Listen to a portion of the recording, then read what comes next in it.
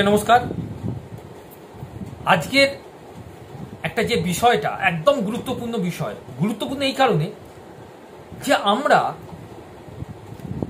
সারা জীবন টাকার পেছনে দৌড়াই।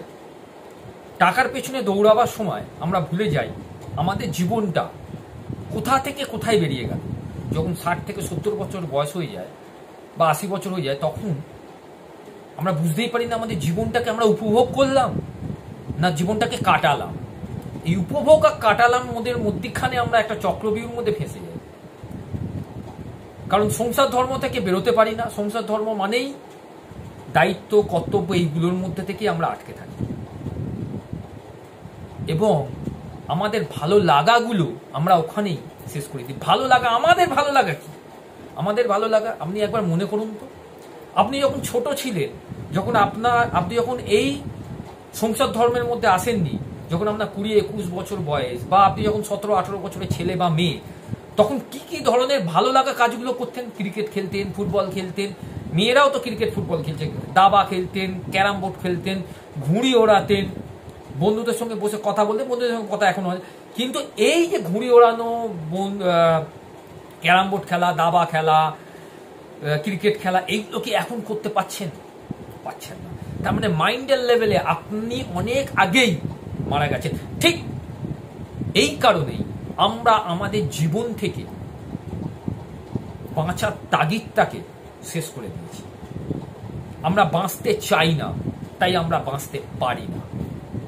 আমরা যদি মনে করি আমরা বাঁচবো, 100 বছর বাঁচবো, আমাদের কেউ আটকাতে পারবে না। কারণ জানেন, হুজ্জা উপজাতি, যেটা চীন, আফগানিস্তান, পাকিস্তানে একটা উপত্যকার মধ্যে 85,000 মানুষ সেখানে বাস করে। সেখানে কোনো লাইট নেই, সেখানে কোনো ব্যাংক নেই, সেখানে কোনো লাইফস্টাইল নেই, সেখানে কোনো শপিং মল নেই, সেখানে কোনো চাকরি নেই। তাহলে সেখানকার মানুষদের চলছে কি করে? সেখানকার মানুষরা বেঁচে আছে কি করে? তাদের অ্যাভারেজ গড় বয়স, আমি নেটে যেটা কোনো বললাম, 70 থেকে 80 বছর। খুব হ্যাপিলি তারা বেঁচে আছে।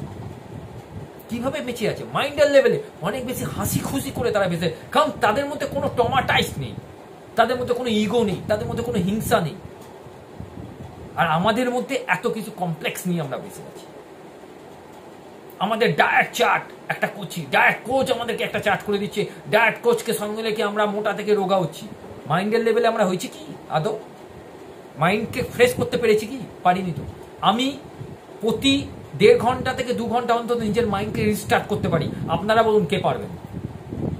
আমি 1.5 থেকে 2 ঘন্টার মধ্যে মাইন্ডকে রিস্টার্ট করে দেবো এবং যত মেন্টালি যত আজে বাজে থট আছে সব ভুলে যাবো। আমি সব ভুলেও যাই। 1.5 ঘন্টা 2 ঘন্টা আগে আমি কি করেছি সব ভুলে যাই। অর্থাৎ আমি মাইন্ডকে রিস্টার্ট করতে পারি। বলবেন স্যার ভুলে গেলে তো বাজে জিনিস।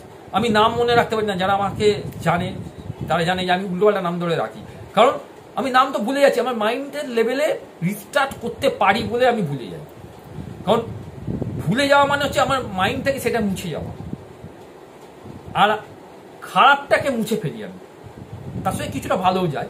কিন্তু এই যে রিস্টার্ট করা, যদি আপনারা চান, যদি মনে করেন যে মিশন ব্যালেন্স মাইন্ড ইন্ডিয়ার একটা অংশ হবেন, তাহলে আমাকে অবশ্যই হোয়াটসঅ্যাপ করবেন।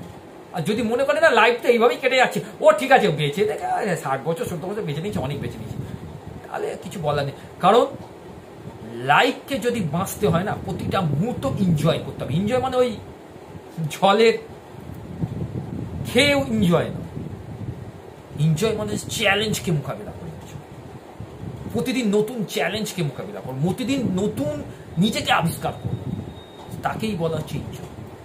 নতুন নতুন জিনিসকে আবিষ্কার করবো, নতুন ভালো লাগাগুলোকে ফিরিয়ে আনবো, সেটাকেই বলা হচ্ছে এনজয়। এই এলাম, খেলাম, শুয়ে পড়লাম, মোবাইল দেখলাম, তারপর বললাম যে অনেক কিছু করেছি, দ্যাটস ফিনিশড, এইভাবেই চলুন, কিচ্ছু যায় আসবে। আমারও কিছুই আসবে না, আপনারও কিছুই আসবে, তাতে কি আছে? কিচ্ছু যায় আসবে না। কিন্তু এইটুকুনি আমি বলতে পারি যে আমি 100 বছর বেঁচে দেখাবো। দেখবেন আপনারা, সিদ্ধান্তটা আপনাদের নিতে হবে। সমাধান তো আমার হাতেই আছে, যে আমার এই মিশনে আপনারা আমার সঙ্গে থাকবেন। সবাই ভালো থাকবেন, আমি এই আশাটাই করে শেষ করব।